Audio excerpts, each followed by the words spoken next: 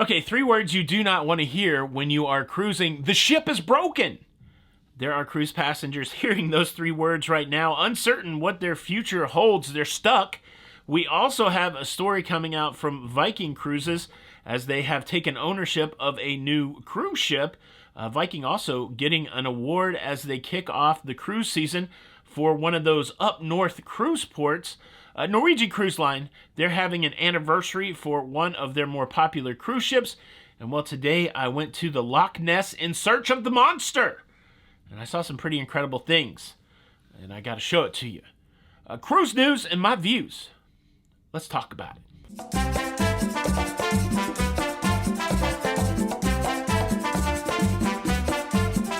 Hey, what's up, everybody? Welcome to La Lido Loca. I am your host, Tony, here with the latest cruise news and views for your face. It is the 26th of April, 2023, and today I find myself alongside the dock in Invergordon. Invergordon. Interestingly, Inver means the mouth of, so like Inverness means the mouth of the Ness River. Invergordon is just a made-up name because the river here has a different name. Just some name a guy changed it to. But anyways, and his name wasn't Gordon. Invergordon, that's where I'm at today. And I spent some time in Inverness, and I spent some time at the Loch Ness. And yeah, I'll show you more about that. But first, let's process through.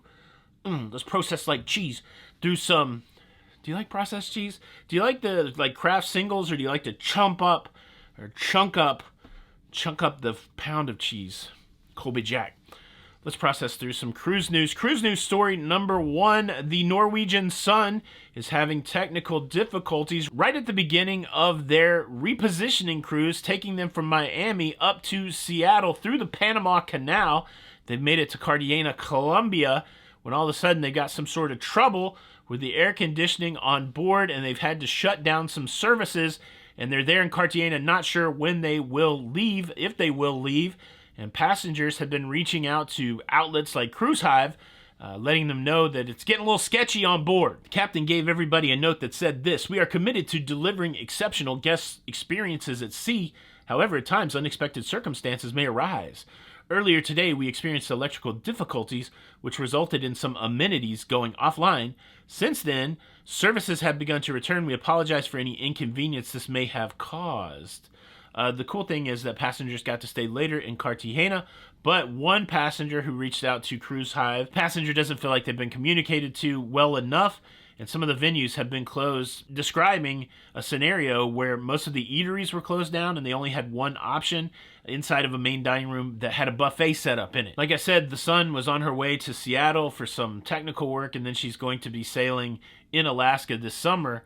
That is, if she gets unstuck from Colombia and through the Panama Canal. Anybody out there on the Sun that has any more information, leave a comment below. Cruise news story number 2, Fincantieri Shipyard has delivered the latest cruise ship to Viking Cruises. This is the 10th cruise ship that Fincantieri has made for Viking Cruises. The latest delivery is the 930 guest Viking Saturn. Viking Saturn will be doing its initial cruises in the Western Mediterranean, and then it's going to come to North America and do a summer's worth of cruising in the North Atlantic with Canadian New England cruises in Iceland and Greenland. Have you cruised on Viking? Do you love it?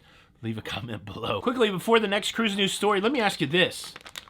Look, Maltese or Whoppers, which I don't have Whoppers here. Maltese, I'm going to go on. I think these are better than Whoppers. Come at me, fight me. This might be the best malted milk snack I've ever had. All right, back to the cruise news. Now, cruise news story number 3 reveals that Viking not only got a new cruise ship, they also got a medal honoring that they are the very first cruise company cruising out of Quebec this season. The Viking Octantis is kicking off the Quebec season. It's kicking it off earlier than ever before. The cruise season out of Quebec will happen between April the 25th going all the way through November the 5th. This is going to be a big season for Quebec. They expect to have 124 visits from 41 different cruise ships. I have yet to cruise out of Quebec or to Quebec, but it sounds like they're starting to ramp up there. They're even doing some enhancements on their infrastructure with shore power. Quebec making a play to be a powerhouse in that northern Atlantic, northeast coast of North America cruise space. Quebec, I say très magnifique, you know, because they speak French there. Yeah. Yeah. Cruise news story number 4, we have an important NCL cruise ship celebrating its 5th anniversary. We're talking about the NCL Bliss. The NCL Bliss was the 3rd Breakaway Plus class cruise ship for Norwegian Cruise Line. It did bring some improvements over the other Breakaway Plus class ships that existed. One of the big ones is the Q Texas Smokehouse Specialty Dining Restaurant. Of course, the sister ships to the NCL Bliss would be the NCL Joy, the NCL Encore. I've been on both of those. I've yet to be on the Bliss.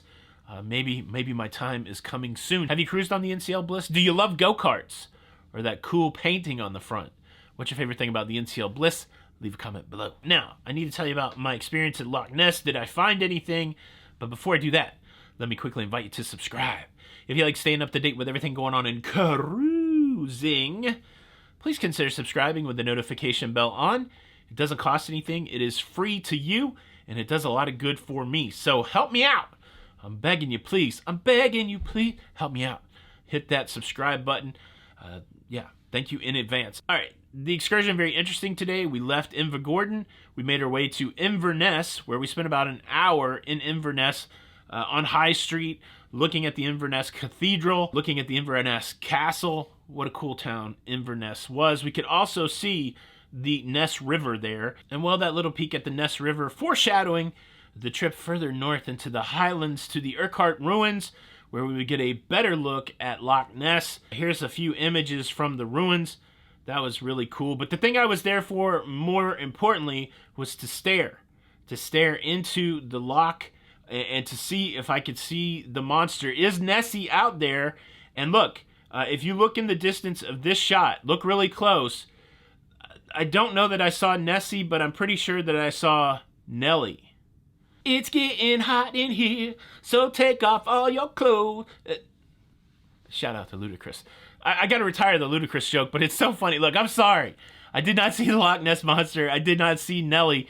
And if you think that joke was bad, I got another one for you. While at the ruins, I also saw Bobby Boucher's cousin, Trey Boucher. That's some high quality H2O. I'm sorry. I really am. I'm having such a great day here in Scotland. The sky is the bluest of blue. The grass is the greenest of green. The yellow is the yellowest of yellow. I think that plant was called goss. It's popping over here, and it's an amazing day. I don't know if I told you guys this. I did my DNA, and I'm a lot Scottish. So it's really kind of neat to be here in this space, meeting Nellie and Trey Boucher. Okay, that's it. I hope you enjoyed the show. Do me a favor, hit the like button. This is Tony for La Lido Loca. Until the next time, we'll see you on the Lido. I won't take my clothes off. Bye.